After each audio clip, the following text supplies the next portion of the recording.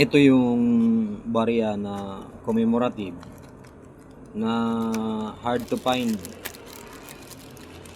May na 5 piso, commemorative na 5 piso. Bakit ko nasabing hard to find siya? Dahil mayroon siyang box. Mahirap hanapin yung mga ganito kasi parang ilan lang ang ginawa. Nasa 20,000 peraso lang yata ang ginawa na may box. Pero yung laman nito ay isang commemorative. Ayan o. Yun. Isang commemorative na 5 piso ang laman. Leyte Golf Landing. Meron siyang presentation na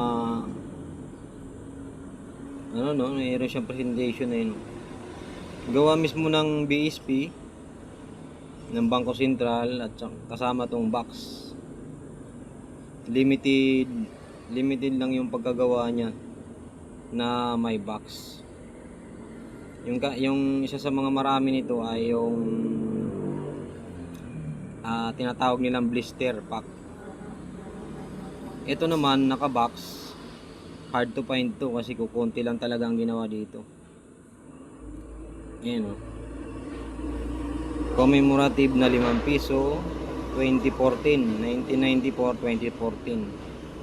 nakalagay siya sa protective case. Ayan, uncirculated siya at napakaganda ng condition niya. Ito yung sinasabi nilang may value talaga, may added value. Kaya nasabi ko na hard to find dahil sa box at saka yung presentation niya na card. Pero yung walang mga card tsaka walang box, marami ka makikita sa circulation nun kasi milyon ang ginawa nun.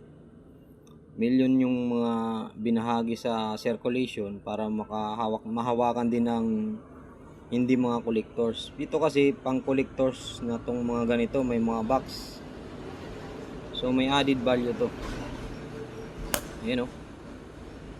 Gawa sa BSP yung box, pati yung presentation niya, yung itong card. Yan, nakalagay siya dyan. Pang collectors items. So hard to find yung mga ganito na may box. Pero marami ka makikitang ganito na walang mga box, yung nasusukli sa iyo diyan sa circulation.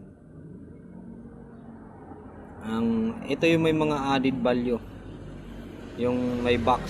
Yan, commemorative na 5 piso 2014. Ganda ng lagayan. Hard to find mga ganito.